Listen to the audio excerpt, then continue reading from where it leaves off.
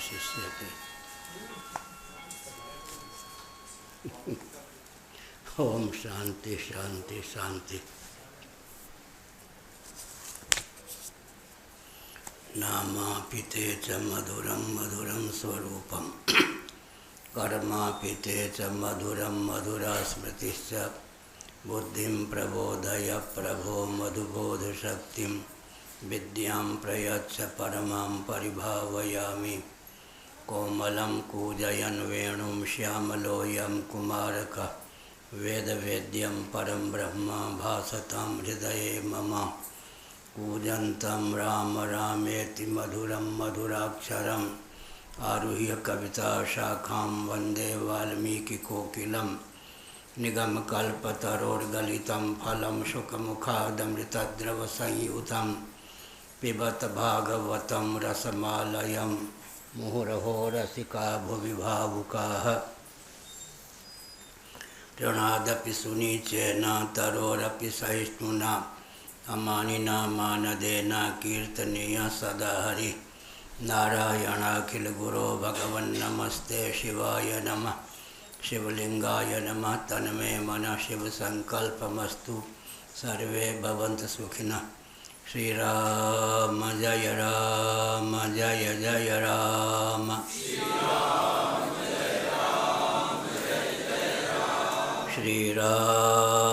जय राम जय जय राम।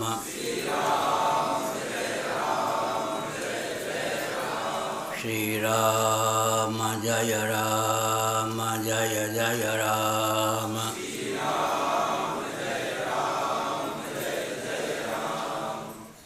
धर्म की अधर्म का प्राणियों में विश्व का गौमाता की गोहत्या भारत सर्वभूत हृदय धर्म सम्राट श्री स्वामी करपात्री जी महाराज की, श्री जगन्नाथ महाप्रभु की, श्री बलभद्र महाप्रभु की, भगवती सुभद्रा देवी की,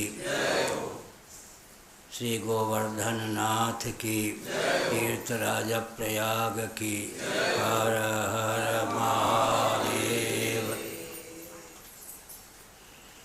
गोविंद जय जय गोपाल जय जय। गोविंद जय जय गोपाल जय जय। राधा रमण हरि गोविंद जय जय।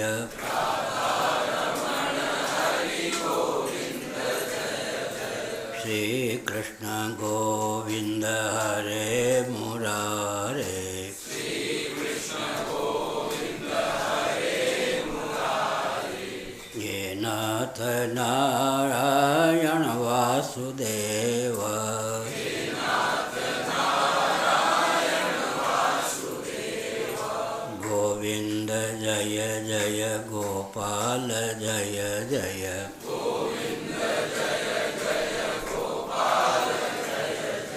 राधा रमण हरि गोविंद जय जय।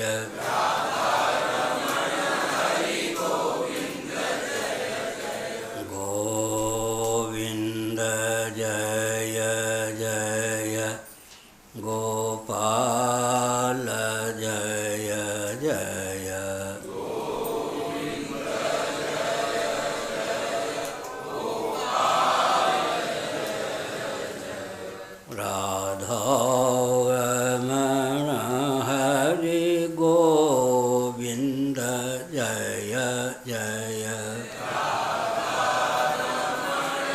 हरि गोविंद जय जय।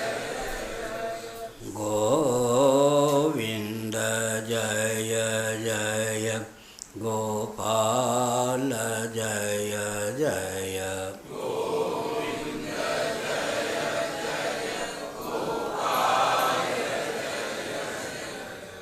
राधा रमण हरि गोविंद जय जय।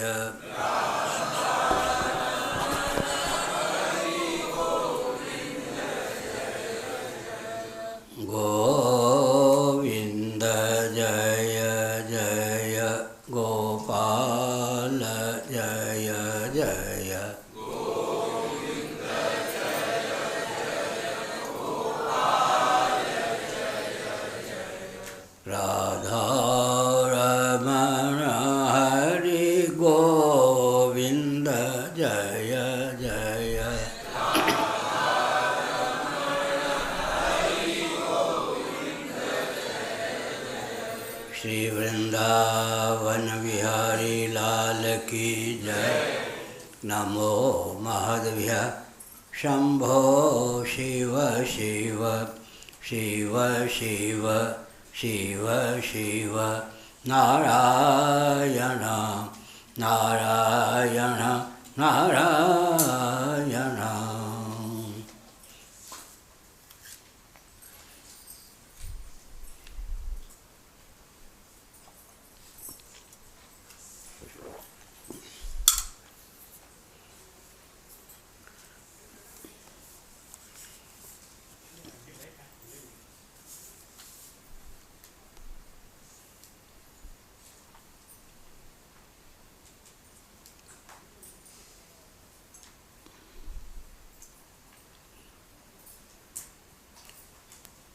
श्रीमद्भागवत सप्तम स्कंध अध्याय 12 श्लोक 16।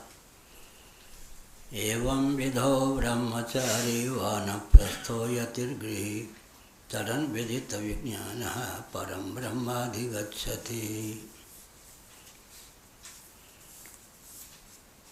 उक्त विधा से जीवन यापन करने वाला ब्रह्मचारी, वानप्रस्थ सन्यासी अथवा गृहस्थ विज्ञान संपन्न होकर परब्रह्म परमात्म तत्व को प्राप्त कर लेता है, अर्थात ब्रह्मात्म तत्व के विज्ञान के अमोघ प्रभाव से अविद्या काम कर्म से पारंगत होकर स्वयं ही कैवल्य होकर शेष रहता है।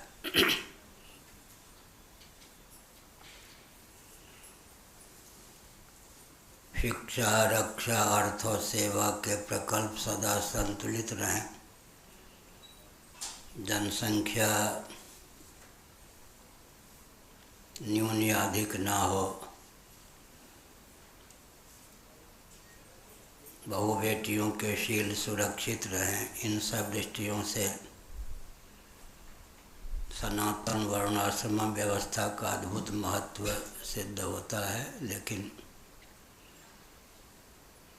मन चले राजनेताओं ने अंग्रेज़ों की कूटनीति का ग्रास बनकर वर्ण धर्म, आश्रम धर्म को कोसना प्रारंभ किया, जिसके फलस्वरूप भारत अत्यंत दुर्बल और दिशाहीन हो गया। अब तो विकास के नाम पर पूरा विश्व ही विनाश के कगार तक पहुंच चुका है।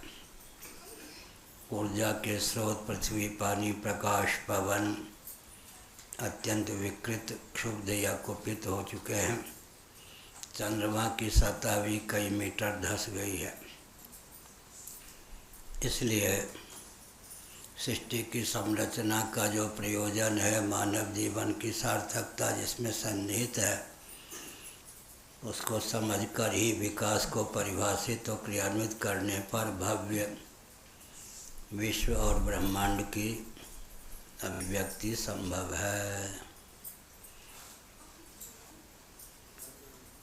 हमने लगभग 1 सप्ताह पहले विकास को परिभाषित किया वेदादि शास्त्रों के आधार पर। भोग और मोक्ष के अविरुद्ध तथा अनुकूल वस्तु और व्यक्ति की उद्भावना का नाम वैदिक वाङ्मय के अनुसार विकास है। भोग और मोक्ष के अविरुद्ध और अनुकूल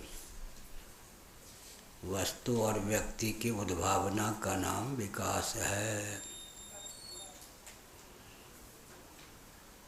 वैशेषिक आदि दर्शनों के आधार पर यह विकास की परिभाषा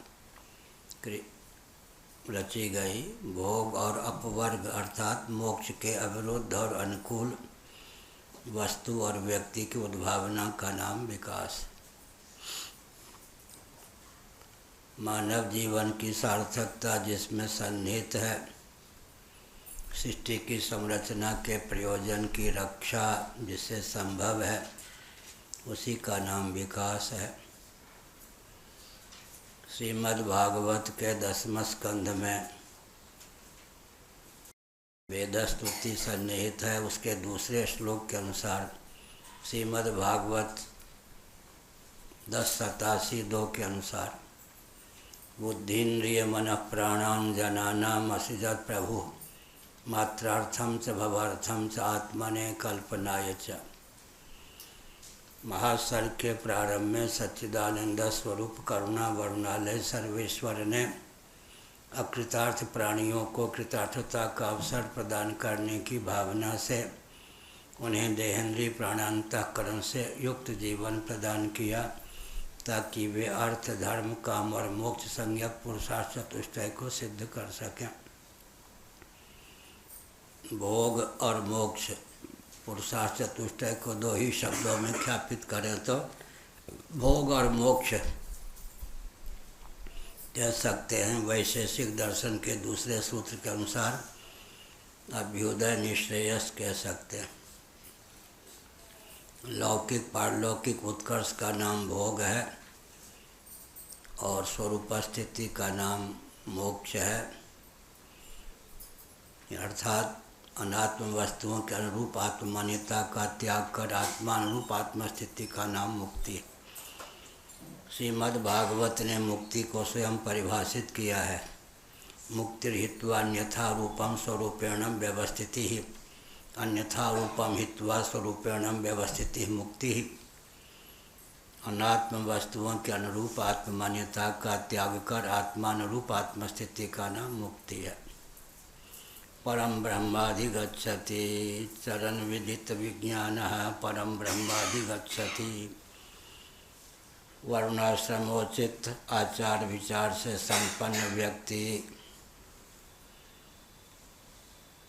ब्रह्मात्म तत्व के विज्ञान से संपन्न होकर ब्रह्मात्म भाव भावित होकर ब्रह्मस्वरूप होकर ही शेष रहता है, अर्थात कैवल्य मोक्ष प्राप्त करता है।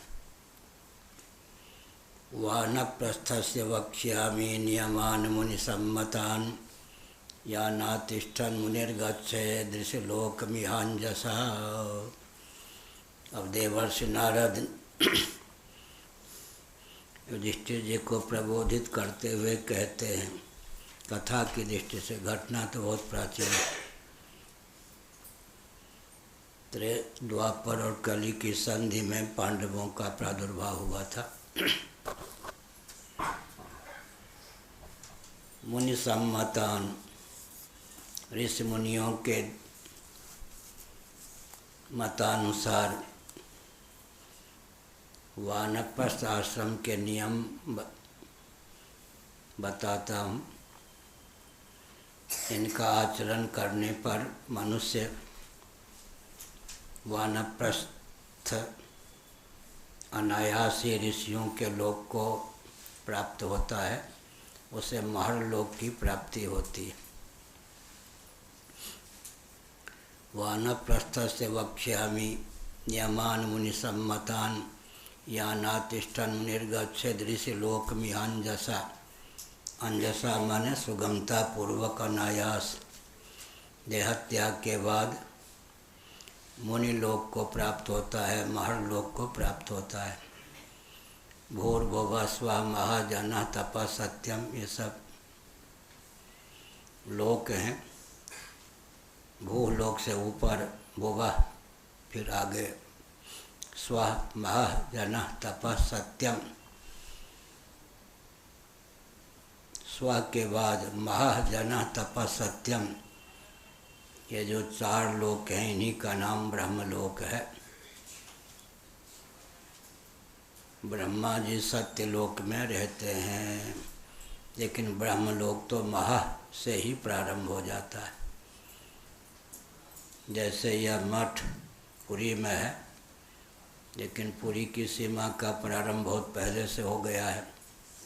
इसी प्रकार से जगन्नाथ जी पुरी में स्थित हैं। पुरी का प्रारंभ तो आरंभ पहले से ही हो गया है। इसी प्रकार से महाजनः तपः सत्यम, इन चार लोकों का नाम ब्रह्मलोक है। उसमें ब्रह्मा जी सत्यलोक में रहते हैं। सबसे ऊपर उत्कृष्ट लोक का नाम सत्यलोक है। सन्यासियों के लिए सत्यलोक है, वानप्रस्थ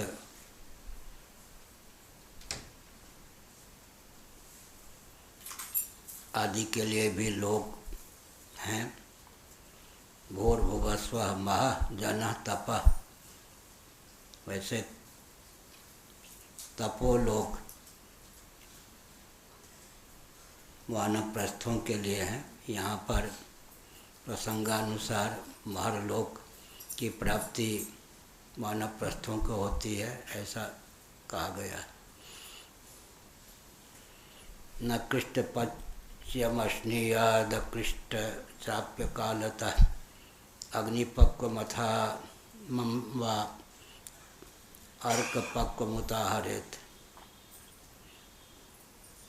वानप्रस्थ आश्रम आजकल लुप्त प्राय है, कहीं कहीं नाम मात्र है।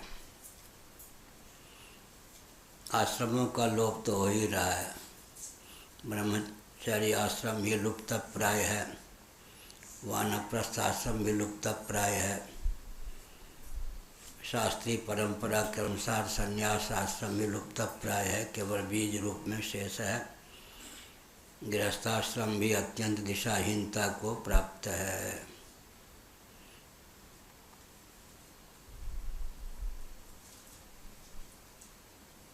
वानप्रस्थों को ज्योति हुई भूमि में उत्पन्न होने वाले चावल, गेहूं आदि अन्न नहीं पाने चाहिए।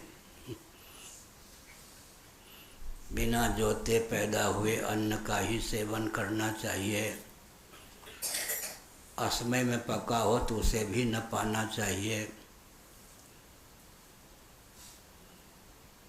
आग से पकाया हुआ एक कच्चा अन्न भी न पाए, केवल सूर्य के ताप से पके हुए कंद, मूल, फल आदि का ही सेवन करे।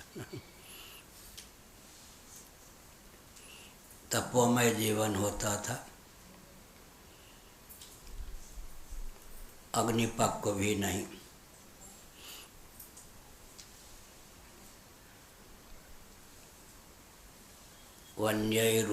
वन्यैश्च पुरोडाशान् निर्वपेत काल नोदितान् लब्धे नवे नवेन्नाद्ये पुराणम तु परित्यजेत। 19वां श्लोक। जंगलों में, वनों में अपने आप जो उत्पन्न हुए धान्य हैं, सेवनीय अन्न, उनसे नित्य नैमित्तिक चरु और पुरोडाश आदि का हवन करे। जब नए अन्न, फल, फूल आदि मिलने लगे तब पहले से संचित किए हुए अन्न आदि का परित्याग कर दे। उसका सेवन फिर अन्य प्राणी कर लेंगे। संग्रह से सुदूर रहना चाहिए वानप्रस्थों को, यह अभिप्राय हो गया। गृहस्थों के लिए यावद व्रियेत जठरम, यही सप्तम स्कंद का वचन। तावत् स्वत्वम हि देहिनाम अधिकम यो भी मन्येत सस्तेनो दंडमर्हति। कम्युनिस्टों की दाल क्या गलती, जब शास्त्र सम्मत जीवन विधा की स्थिति थी तब। यावत् व्रियेत जठरम तावत् स्वत्वम हि देहिनाम। कबीरदास जी के शब्दों में, साईं इतना दीजिए जा मैं कुटुंब समाए, मैं भी भूखा न रहूं साधु न भूखा जाए। इससे अधिक धन पर अपना स्वामित्व मानता है वह चोर है, स्तेन है। दंडाधिकारी का कर्तव्य उसे दंड दे। सस्तेनो दंडम अर्हति। 21 पीढ़ी के लिए धन इकट्ठा करने वाला जमाखोर दंड का पात्र होता है। आप 21 व्यक्ति को स्वावलंबी बनाइए, सुबुद्ध बनाइए, 21 पीढ़ी के लिए धन बटोरने का प्रयास मत कीजिए। तो फिर दंड क्या मिलना चाहिए? महाभारत में कथन है, 2 प्रकार के जो व्यक्ति हैं, गले में वजनदार पत्थर मजबूती से बांधकर दंडाधिकारी उनको जलाशय में डुबो दे। धनवंत मदातारम दरिद्रं च तपस्विनम, धनी हो करके जो दाता न हो, उचित व्यक्ति और स्थल पर धन का उपयोग न करता हो, और दरिद्र होकर धन की इच्छा तो पाले हुए है, श्रम करने के अनुकूल शरीर भी प्राप्त है, जीवन भी प्राप्त है, फिर भी हाथ पर हाथ रखे हुए है, उद्योग परायण नहीं है, ऐसा जो कामचोर वो भी दंड प्राप्त करने योग्य है। धनवंतम अदातारम दरिद्रं च तपस्विनम, अतपस्वी माने संयमी न हो, उद्यमशील न हो, गले में वजनदार पत्थर मजबूती से बांधकर दंडाधिकारी जलाशय में डुबो दे। यात्रा के समय कायव्य डाकू का नाम लेने पर किसी प्रकार का उपद्रव प्राप्त नहीं होता। महाभारत वेदव्यास जी का वचन, कायव्य कायव्य कायव्य कायव्य। और गौतम महर्षि का नाम लेने पर अन्न जल सब प्राप्त हो जाता है। गौतमाय नमः कायव्याय नमः, हे गौतम हे कायव्य, हे कायव्य हे गौतम। हम तो यात्रा के समय इन दोनों का नाम लेते, गौतम तो ऋषि और कायव्य डाकू। डाकू के नाम की इतनी प्रशंसा क्यों की गई महाभारत में? कायव्य नामक डाकू था, उसने गिरोह बनाया डाकुओं का, कुछ व्यक्तियों को डाका डालने के लिए अपने गिरोह में सम्मिलित किया, अपनाया। काम क्या सौंपा? जो धन बटोरने में संलग्न हैं और अपने धन का उचित उपयोग नहीं करते, उनको समझाना। पहले बार बार समझाने पर न माने तो बहु बेटियों के शील पर आक्रमण मत करना, और उनको भी जान से मत मारना, लेकिन कुछ समय के लिए जीवन यापन के अनुकूल धन उनके पास रहने देना, शेष धन को लूट लेना। लूटे हुए धन का स्वयं उपयोग न करके जो लोग संयमी होने पर भी, परिश्रमी होने पर भी पेट नहीं भर पाते, परिवार का संचालन नहीं कर पाते, या जो मठ मंदिर धन के अभाव में नहीं चल पाते, वहाँ वितरण कर देना। इस विधा से कायव्य डाकू ने अपना जीवन यापन किया, मरने के बाद उसे स्वर्ग मिला। गौतम ऋषि और कायव्य डाकू का यात्रा के समय जो नाम लेता है, उसे किसी प्रकार का विप्लव प्राप्त नहीं होता। अन्न जल भी सुलभ, यात्री लोग व्यवहार भी ठीक से करते हैं। कायव्य कायव्य कायव्य कायव्य। तो कम्युनिस्टों की दाल क्या गलती? जब इस प्रकार के नियम समाज में क्रियान्वित थे तो कम्युनिस्टों की दाल गल ही नहीं सकती थी, उनकी आवश्यकता ही नहीं थी। न कृष्ट पच्यमश्नीयाद कृष्ट चाप्य कालतः अग्निपक्वमथा मम व अप आर्क पक्वमुता हरेत। सूर्य के द्वारा जो पके हुए कंद मूल फल आदि का ही सेवन करे।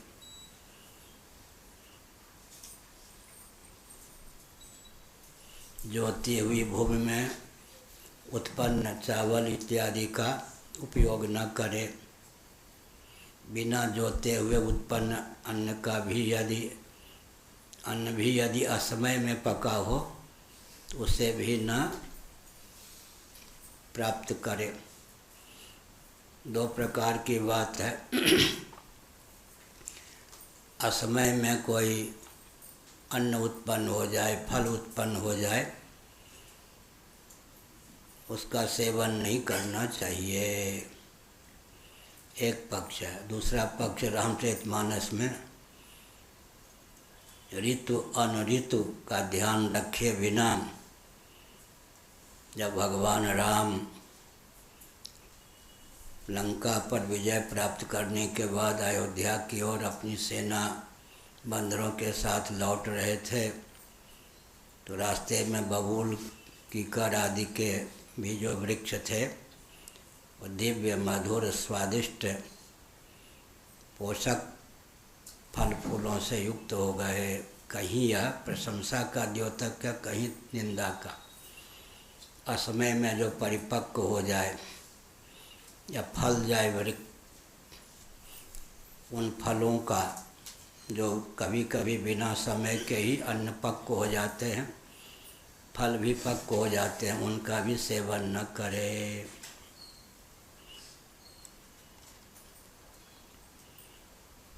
अब 20वां अग्न्यर्थमेव शरण मुटजम वाद्रिकंदराम। अग्न्यर्थमेव शरण मुटजम वाद्रिकंदराम सयेत हिमवाव्यग्निर्वर्षार्का तपासात् स्वयं। 20वां श्लोक। अग्निहोत्र के अग्नि की रक्षा के लिए घर, पर्णकुटी अथवा पहाड़ी की गुफा का आश्रय ले। वानप्रस्थ अग्निहोत्री हों लेकिन खुली जगह में रहेंगे तो वर्षा के प्रभाव से आग बुझ सकती है। अग्निहोत्र का संपादन कैसे होगा, इसलिए अग्निहोत्र के अग्नि की रक्षा के लिए ही घर का आलम्बन ले, पर्णकुटी का आलम्बन ले, पहाड़ की गुफाओं का आलम्बन ले। पहले ऋषि मुनि मिलते थे, अग्नि कुशल है ना, आजकल तो हंस देंगे लोग। बेटा पोता कुशल ना, पत्नी कुशल आज पूछते हैं। पहले अग्नि कुशल मंगल है, माने अग्नि सुरक्षित है क्या। विधिवत अग्निहोत्र का आलम्बन लेने वाला कभी गरीब नहीं रहता, कभी बीमार नहीं रहता। अग्नि के सेवन से स्वास्थ्य और संपत्ति की प्राप्ति अवश्य होती है। अग्नि का सेवन न करने पर, अग्निहोत्री न होने पर ही विविध प्रकार के विप्लव की प्राप्ति हुई। ऋषि मुनि पहले मिलते थे। महाभारत के अनुसार अग्निहोत्र की आग कुशल तो है, सुरक्षित तो है, आग नहीं बुझनी चाहिए। इसलिए स्वयं सर्दी, गर्मी, वर्षा की चिंता न करके भी अग्निहोत्र की जो आग है बुझने न पावे, इसलिए उसे सुरक्षित स्थान पर घर, पर्णकुटी, पहाड़ की गुफा में रखे। स्वयं शीत, वायु, अग्नि, वर्षा और गर्मी का सहन करे, यह अभिप्राय।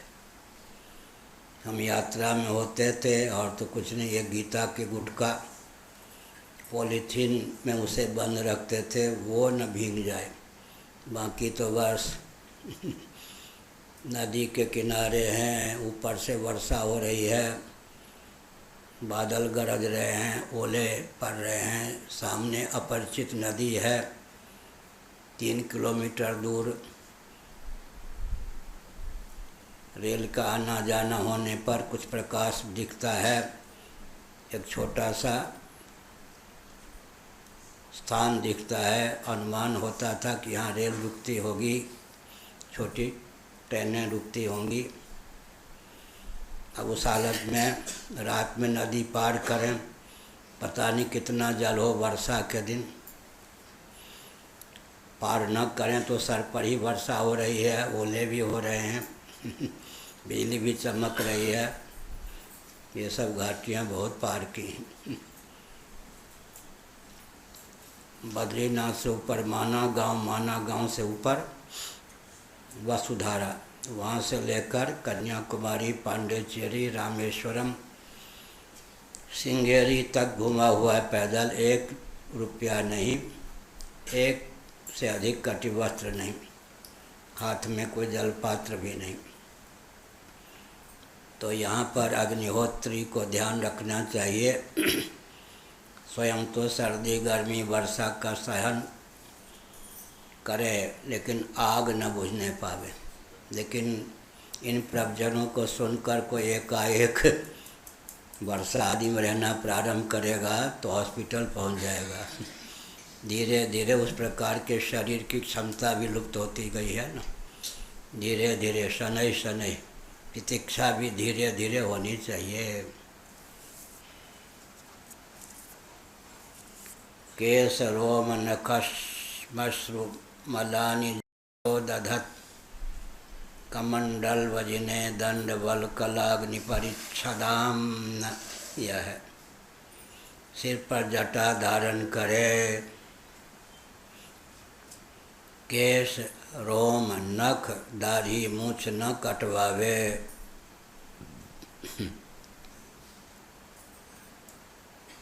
और विचित्र बात है,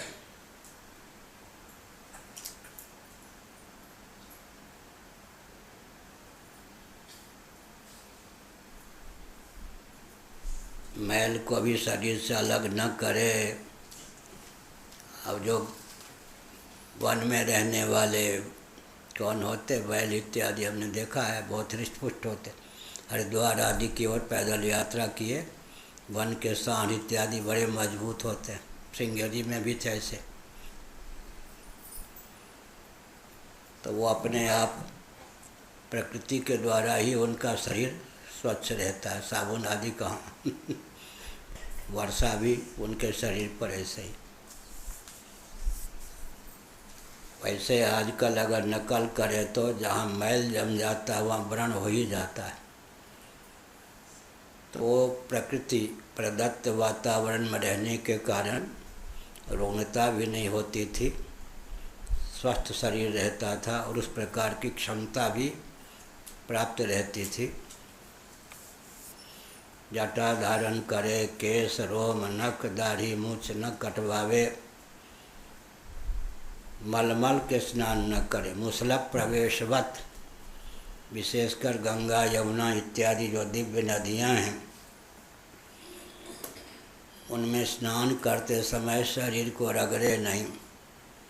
मुसलक प्रवेशवत, मुसल या किसी छड़ी को ऐसा स्नान करे सभी ऐसा पंक्तिबद्ध है मुसला प्रवेशवत, जैसे छड़ी को यूँ गंगा में जलाशय में डुबाया उठा लिया। मलमल के शरीर न नहावे, गंगा इत्यादि में पवित्रता के लिए स्नान करे, मल का आधान मैल का आधान न करे। गंगा में साबुन लगा के नहाना नरक जाने का मार्ग प्रशस्त करना है, मलमल के स्नान ये सब नहीं। इसीलिए कूप इत्यादि के जल से स्नान करे, एक बार स्नान करके फिर गंगा इत्यादि में स्नान करे, पवित्र दशा में स्नान करे। यह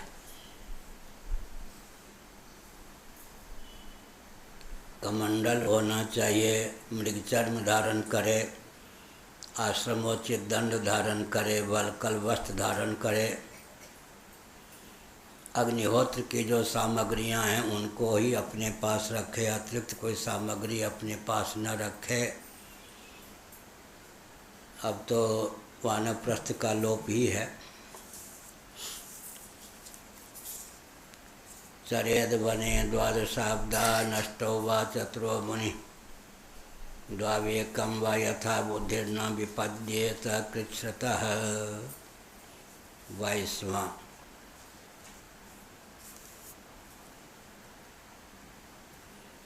विचारवान मुनि माने विचार कुशल मननशील मनीषी 12, 8, 4, 2 या 1 वर्ष तक वानप्रस्थ आश्रम के नियमों का पालन करे।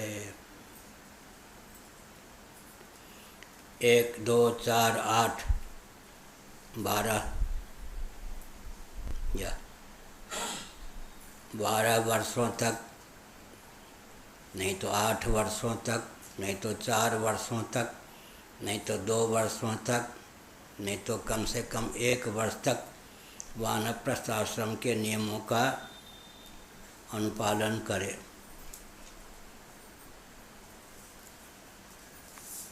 आगे क्या है? यथा बुद्धिर्न विपद्येत कृच्छ्रतः, बहुत महत्वपूर्ण पंक्ति है, वचन है। यथा बुद्धिर्न विपद्येत कृच्छ्रतः, भोग के गर्भ से रोग निकल आया तो गए, तप के नाम पर रोग निकल आया तो गए। भोग और रोग का पर्यवसान, भोग का पर्यवसान, योग का पर्यवसान रोग में न हो। जब तक स्वस्थ हैं तभी तक संसार है, इसलिए बहुत बढ़िया का।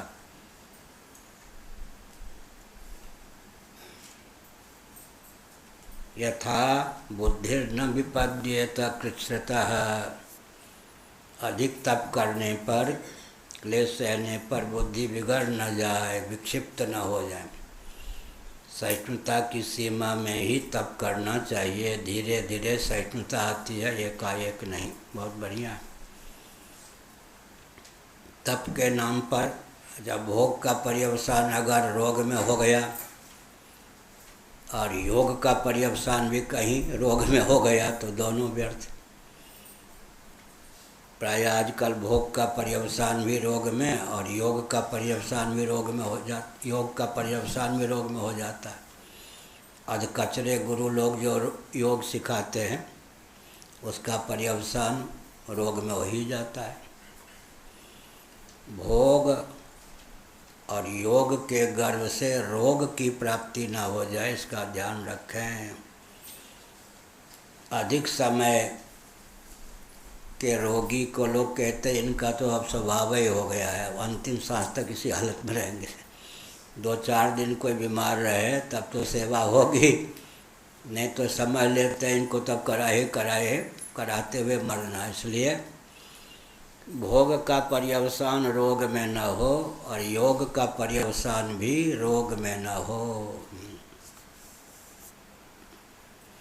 अधिक तप करने पर, क्लेश सहन करने पर कहीं बुद्धि बिगड़ न जाए। अगर शरीर बिगड़ा तो बुद्धि भी बिगड़ ही जाएगी। या जो स्थूल शरीर है, सूक्ष्म शरीर का अभिव्यंजक संस्थान है।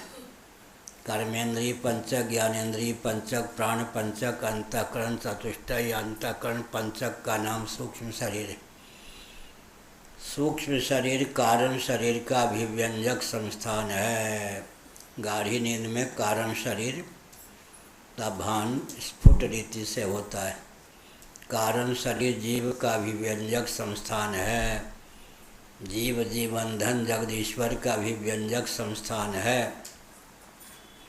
अभिव्यंग की अभिव्यक्ति अभिव्यंजक के अधीन होती है। अभिव्यंजक के तारतम्य से अभिव्यंग की अभिव्यक्ति में तारतम्य होता है। विद्युत की अभिव्यक्ति बल्ब और बादल के अधीन होती है। बल्ब और बादल के तारतम्य से विद्युत की अभिव्यक्ति में तारतम्य होता है। बता सकते हैं? तो गद्य काव्य है। अभिव्यंग की अभिव्यक्ति अभिव्यंजक के अधीन होती है। अभिव्यंजक के तारतम्य से अभिव्यंग की अभिव्यक्ति में तारतम्य होता है। जैसे कि विद्युत की अभिव्यक्ति बल्ब और बादल के अधीन होती है। बल्ब और बादल के तारतम्य से विद्युत की अभिव्यक्ति में तारतम्य होता है। हाँ भारद्वाज जी, होगा? बताओ, सुनते रहते हैं। अभिव्यक्ति अभिव्यंजक के अधीन होती है। अभिव्यंजक के तारतम्य से अभिव्यंग की अभिव्यक्ति में भी तारतम्य होता है।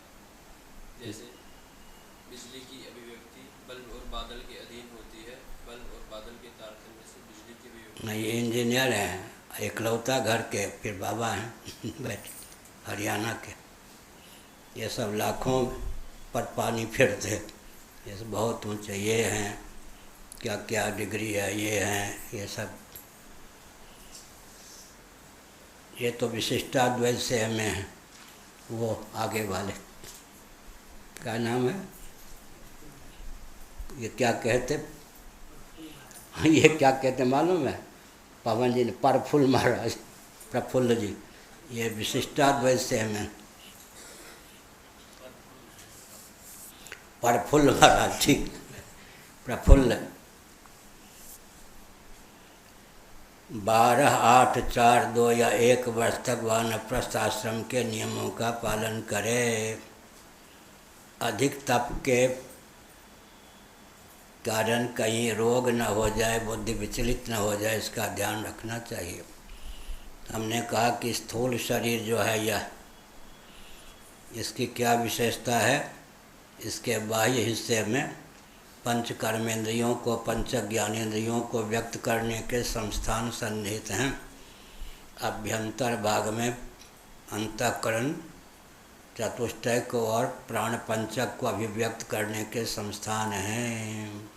समग्र स्थूल शरीर सूक्ष्म शरीर का पूरा स्थूल शरीर समग्र सूक्ष्म शरीर का अभिव्यंजक संस्थान है। सूक्ष्म शरीर कारण शरीर का अभिव्यंजक संस्थान है। कारण शरीर जीव का अभिव्यंजक संस्थान है। जीव जीवन धन जगदीश्वर का अभिव्यंजक संस्थान है। अभिव्यंग की अभिव्यक्ति अभिव्यंजक के अधीन होती है। अभिव्यंजक के तारतम्य से अभिव्यंग की अभिव्यक्ति में तारतम्य होता है। जैसे कि विद्युत और की अभिव्यक्ति बल्ब और बादल के अधीन होती है, बल्ब और बादल के तारतम्य से विद्युत की अभिव्यक्ति में तारतम्य होता है। बोलो चटर्जी जी, क्या चटर्जी हैं? हाँ चक्रवर्ती, हाँ चटर्जी नहीं चक्रवर्ती, चट्टोपाध्याय नहीं, चक्रवर्ती। हाँ अभिव्यंग की अभिव्यक्ति अभिव्यंजक संस्थान के अधीन होता है। अभिव्यंजक संस्थान की भेद से अभिव्यंग की अभिव्यक्ति में भेद होता है। जैसे बिजली की अभिव्यक्ति बल्ब और बादल के अधीन होता है, बल्ब और बादल में भेद होने से बिजली की अभिव्यक्ति में भेद होता है। हाँ तो बंगाल में स्त्री पुलिंग की कोई बात नहीं, उसकी हाँ ठीक है, बहुत अच्छा। अभिव्यंग की अभिव्यक्ति अभिव्यंजक के अधीन होती है। अभिव्यंजक के तारतम्य से अभिव्यंग की अभिव्यक्ति में तारतम्य होता है। जैसे कि विद्युत की अभिव्यक्ति बल्ब और बादल के अधीन होती है, बल्ब और बादल के तारतम्य से विद्युत की अभिव्यक्ति में तारतम्य होता है।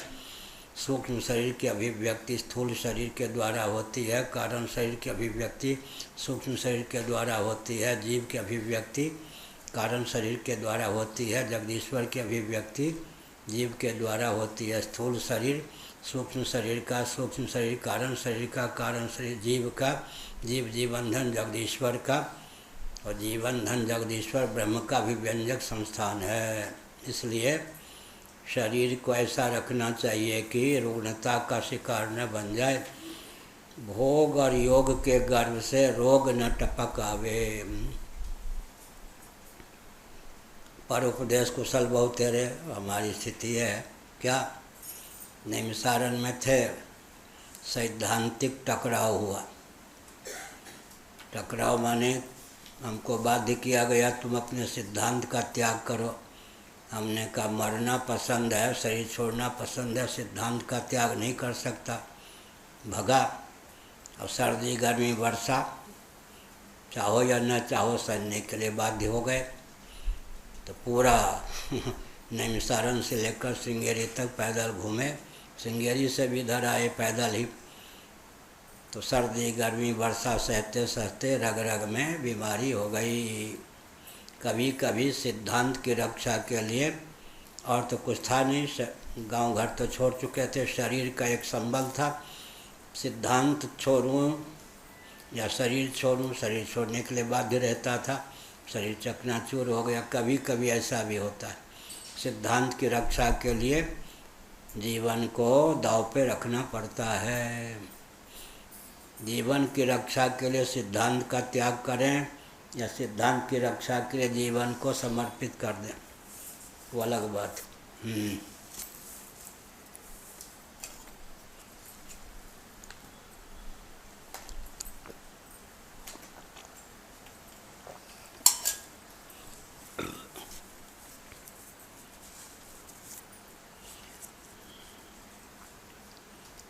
एक महात्मा ने हमसे कहा, मैनपुरी की बात है,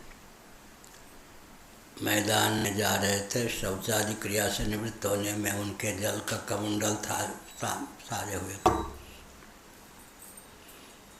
उन दिनों मेरा नाम था ब्रह्मचर्य आश्रम का ध्रुव चैतन्य। उन्होंने कहा, ध्रुव जी मैं भगवान हूँ।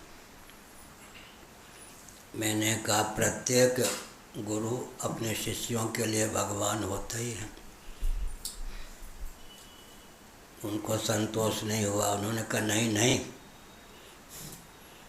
शास्त्रों में जो भगवान का लक्षण है वो भगवान में हूँ।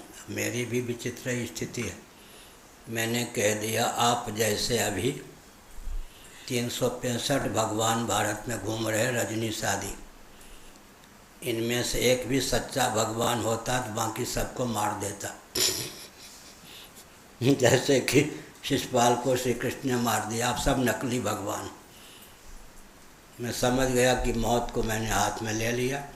कमंडल हमारे हाथ से झटका दे के छीन लिया। आगे जो होना था सब हो गया, भगवान ने बचा लिया। उन्होंने कहा, नहीं नहीं, शास्त्रों में जिसको भगवान कहा गया है मैं वो भगवान हूँ। हमने कह दिया, उस समय भगवान के रूप में नकली भगवान होकर घूमने का व्यसन था। लहर चलती है ना, कभी सर्दी की, कभी वर्षा की, कभी लू की लहर। उस समय भगवान के रूप में स्वयं को ख्यापित करने की लहर चली थी। रजनीश भी अपने को भगवान कहता था। ये सब तो हमने कह दिया, आप जैसे 365 भगवान हैं भारत में, इनमें से एक भी सच्चा भगवान होता, बाकी जितने भगवान हैं सबको मार देता। आप सब नकली भगवान हैं। फिर क्या था, जो होना था हो गया। 22 बार या कितने बार कांच दिए गए, 2 बार विष दिया गया, पहलवानों से शरीर को कुचलवाया गया, ये सब हो गया। यथा कल्प स्वक्रियायां व्याधिर्जरयाथवा आन्वीक्षिक्यां वा विद्यायां कुर्यादनुशनादिकम्।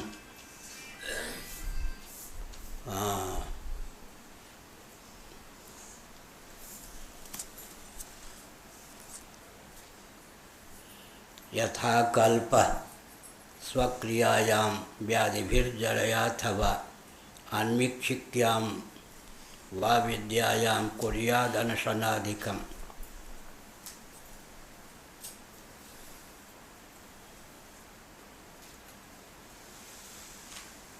वानप्रस्थ के लिए है। कलयुग में अग्निहोत्री जब तक रहेंगे तभी तक संन्यास का विधान है, आगे नहीं। वानप्रस्थ भी अग्निहोत्री होते थे। वानप्रस्थ जब रोग अथवा बुढ़ापे के कारण अपने कर्म पूरे न कर सके, तब वेदांत विचार करने की उसमें क्षमता सामर्थ्य न रहे, तब अनशन आदि व्रत करना चाहिए। फिर क्या करना चाहिए? आत्मन्यग्निं समारोप्य संन्यासाहं ममात्मताम्। कारणेषु न्यसेत् सम्यक् संघातं तु यथार्हतः। 24वां अनशन के पूर्व आहावनी इत्यादि जो अग्नियाँ हैं, प्राणाग्निहोत्रोपनिषद में बहुत बढ़िया विवेचन है। एक उपनिषद है प्राणाग्निहोत्रोपनिषद। श्रौत याग में एक यजमान की पत्नी 16 ऋत्विज होते हैं। 16 और 2 18 हो गए, 2 और 16 18।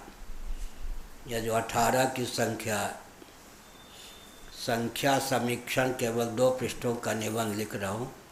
इससे पहले 2 पृष्ठों का था गुरुत्वाकर्षण, उसका प्रचार हो रहा होगा। आजकल लिख रहा हूँ, लिख चुका हूँ, उसमें 2-4 पंक्ति कहीं कहीं जोड़ने की ज़रूरत है। संख्या समीक्षण।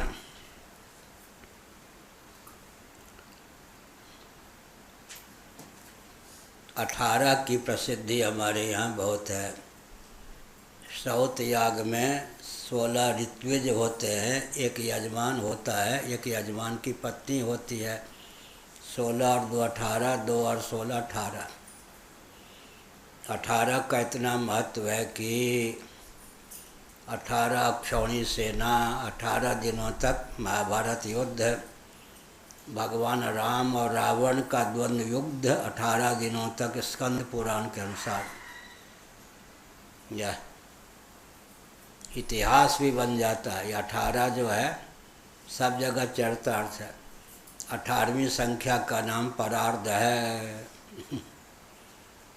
संस्कृत में 18वीं संख्या का नाम परार्ध है। 18 दिनों तक महाभारत युद्ध हुआ। 18 पुराण हैं। श्रीमद् भगवद गीता के 18 अध्याय हैं। स्थितप्रज्ञ का लक्षण दूसरे अध्याय में 18 श्लोकों में। 18 18 18 18 की संख्या, इतिहास भी, दर्शन भी। एक यजमान, एक यजमान की पत्नी और 16 ऋत्विज, 2 और 16 मिलकर 18।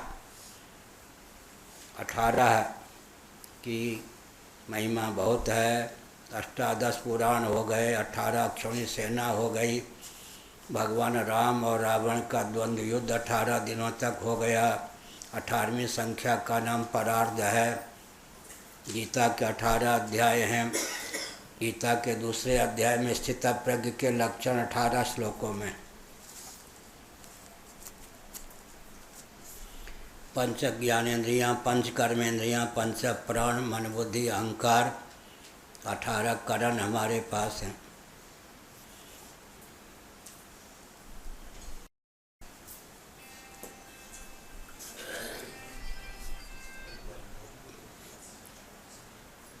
आत्मन्यग्निं समारोप्य सन्न्यस्याहं ममात्मताम्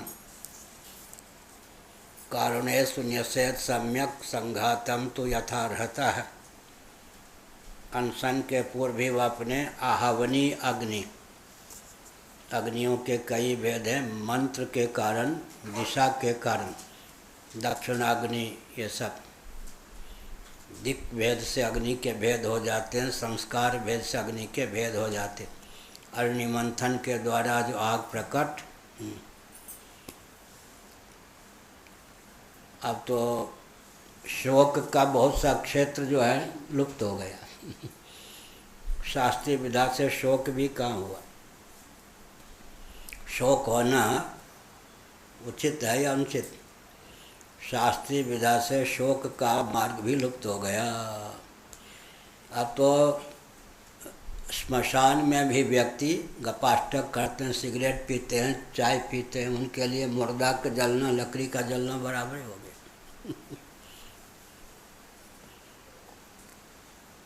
धृतराष्ट्र जी, गांधारी जी, देखिए सिद्धांत और संबंध का क्या अंतर है। धृतराष्ट्र जी और उनकी पत्नी गांधारी जी, बेटे पोते सब मार दिए गए थे। जिनके साथ दुष्टता की, उन्हीं के आश्रय लेने के लिए, उन्हीं का आश्रय लेने के बाध्य होना पड़ा। पांडवों के द्वारा ही जीवन यापन हो रहा था। विदुर जी आदि के कहने पर उन्होंने अंतिम दिनों वानप्रस्थ होकर शरीर त्यागने का भाव बनाया। क्षत्रिय होने के कारण संन्यास तो नहीं, वन में रहना। युधिष्ठिर जो थे वो, धृतराष्ट्र तो जन्मांध थे, गांधारी गांधार क्षेत्र की थी। आँखों पर पट्टी डाले हुई थी। अंधी न होने पर भी पति हमारे जगत हमारे पति जगत को नहीं देख पाते, मैं भी क्यों देखूं। पट्टी डाले हुए थी, तो एक प्रकार से दोनों अंधे। अब प्रश्न उठा कि गांधारी जाएगी धृतराष्ट्र के साथ वन में, तो दोनों एक प्रकार से अंधे हुए, सेवा कहाँ से होगी। अग्निहोत्री भी थे धृतराष्ट्र, वेतन भोगी, वहाँ लिखा है वेतन भोगी वैतनिक। ब्राह्मणों को कहा युधिष्ठिर जी ने, हमारे ताऊ जी क्या हैं, अग्निहोत्री हैं, अग्निहोत्र की आग जाएगी साथ, हवन कीजिएगा इनकी ओर से, वेतन आपको परिवार को मिलता रहेगा। इस प्रकार से ए भाई बंद रखे ना, क्या खिलवाड़ कर रहे हो। तो छोड़ो कोई बात, नए नए लोग आ जाते, वो नहीं समझते कहाँ बैठे। अब तो लगता है कि अगर कहीं मोबाइल बज जाए तो मुर्दा भी जग जाए उसको अमृत छिड़कने की जरूरत नहीं है। कहीं हेलो हेलो उसको नहीं मालूम हो कि मर गए, तो शायद हेलो हेलो सुनने पर आपको मालूम है हेलो कौन थी। जिसने मोबाइल का आविष्कार, फ़ोन का आविष्कार किया, उसकी सहेली कोई कहते, कोई उसकी बेटी कहते। जिसने मोबाइल का आविष्कार किया फ़ोन का, उसकी सहेली का नाम हेलो था। भगवान का नाम लें या ना लें, उस देवी का कितना महत्व होगा उस लड़की का कि हेलो हेलो लोग कहते। हेलो कौन थी? जिसने फ़ोन का आविष्कार किया, उसकी सहेली या उसकी बेटी का नाम था हेलो। हेलो स्त्री का नाम है तो हो गया। इसलिए वानप्रस्थ वन में रहे, आपने आहावनी इत्यादि अग्नि दिक्वेद से दक्षिणाग्नि ये सब। हाँ, तो धृतराष्ट्र ने सोचा कि मैं क्षत्रिय हूँ, संन्यास लेना चाहता हूँ, लेकिन संन्यास सलिंग तो लूँगा नहीं, भगवा कपड़ा आदि धारण नहीं करूँगा, इसलिए निरग्नि तो ही सकता हूँ। उन्होंने विधिवत अग्निहोत्र की आग का विसर्जन कर दिया। किन्होंने? धृतराष्ट्र ने। वीर संन्यास क्षत्रियों के लिए मानव संन्यास ले लिया, अग्निहोत्र का त्याग कर दिया। हवा चली। हाँ, तो कुंती ने कहा बेटो मेरे ज्येष्ठ जा रहे वन में, जेठानी जो है अंधी न होने पर भी पट्टी बांधे हुए, इन दोनों की जेठानी की सेवा कौन करेगी? नौकरानी करे ठीक नहीं। ये घर की इज्जत का प्रश्न है। भले ही तुमने नौकर दे रखा है, पर गांधारी की सेवा, जो जेठानी की सेवा नौकरानी करे पसंद नहीं, मैं घर छोड़ती हूँ। देखिए, पांडवों ने कहा कि जब दुर्योधन अन्याय कर रहा था, ये धृतराष्ट्र अन्याय कर रहे थे, उस समय मेरे दूध को कलंकित न करना, यह कहकर आपने भिड़वा दिया। और आप अब जब राज्य मिला है, विपत्ति के दिन हट गए, तब आप गांधारी की सेवा के नाम पर जब सुख के दिन आए हैं तो घर छोड़ने को चाहती हैं। घर छोड़ना क्यों चाहती हैं? क्या कुंती ने कहा, उस समय मैंने युद्ध की आज्ञा यूँ दी कि मेरा दूध कलंकित न हो जाए। अब मैं गांधारी की सेवा में इसलिए जाना चाहती हूँ कि कुल कलंकित न हो जाए। नौकरानियों के द्वारा सेवा हो ठीक नहीं, मैं स्वयं जाके सेवा करूँगी। धृतराष्ट्र ने अग्नि का विसर्जन किया, हवा चली, उसी आग से वन में आग लग गई। उसी में संजय बड़ा चतुर था, उस समय संजय भी था वहाँ। संजय ने क्या किया, प्राण बचा को भग गया बड़ा चतुर था संजय। उवाच, संजय जो है गांधारी आदि को छोड़ के प्राण बचा के भग गया बड़ा चतुर। अगर कुंती चाहती तो प्राण बचा के भग सकती थी, लेकिन दो को संभाले कैसे? दोनों आँख पे पट्टी बांधे, इसलिए दोनों की रक्षा के भाव से स्वयं भी दावाग्नि में जल के मर गई।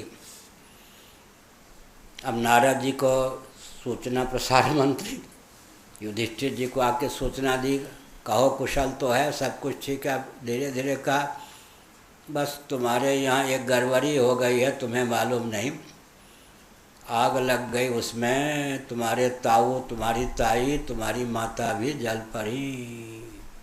बड़ा शोक हुआ। किस बात को लेकर शोक? प्राकृत अग्नि से मेरे ताऊ जले, मेरी ताई जली, मेरी माँ जली। प्राकृत अग्नि, आमंत्रित अग्नि। आजकल किसी को शौक होगा?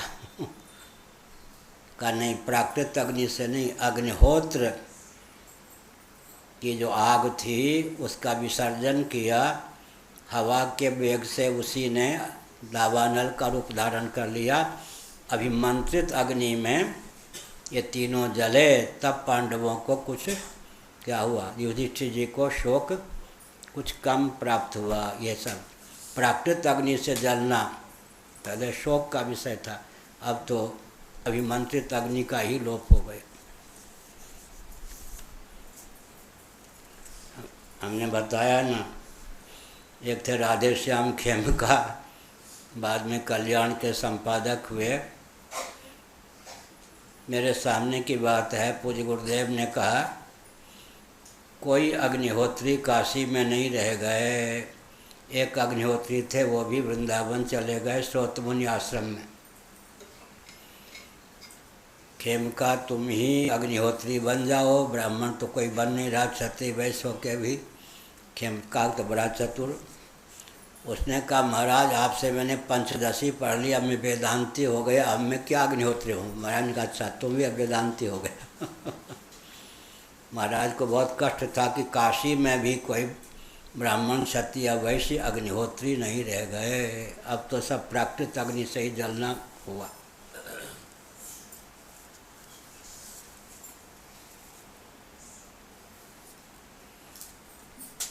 आत्मन्यग्निं समारोप्य संन्यासाहं ममात्मतां कारुणेषु न्यसेत् सम्यक संघातम तो यथार्हतः। अनशन के पूर्व ही अपने आहवनी आदि दक्षिणाग्नि ये सब का वर्णन है। यदि अग्नियों को अपनी आत्मा में लीन कर ले, आदि ये आहवनी इत्यादि आग को दिग् भेद से अग्नि में भेद, मंत्र भेद से, मानसिक संस्कार के भेद से अग्नि में भेद। दक्षिणाग्नि में मारण मोहन उच्चाटन इत्यादि के कर्म का संपादन होता है। ये सब अपनी आत्मा में विलीन कर दे, अहमता ममता का त्याग कर दे,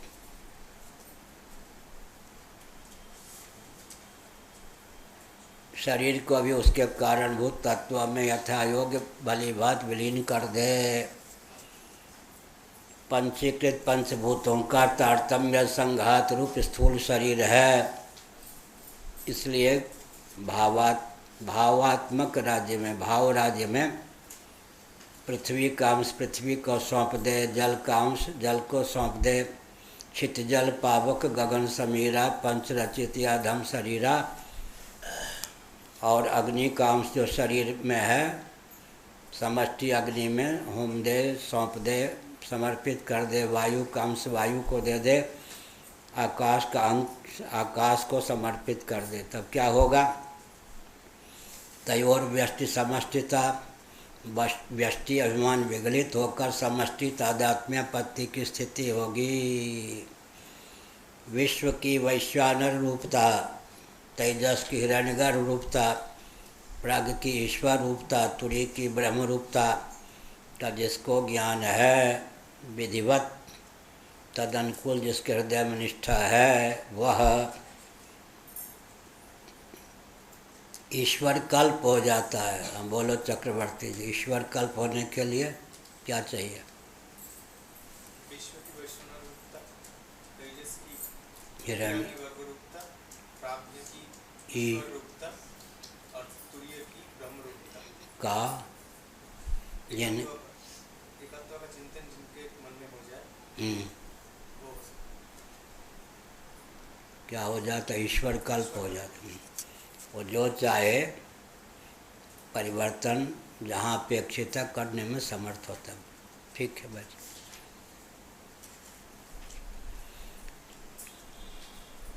पुराणों में आया है, शौनक जी,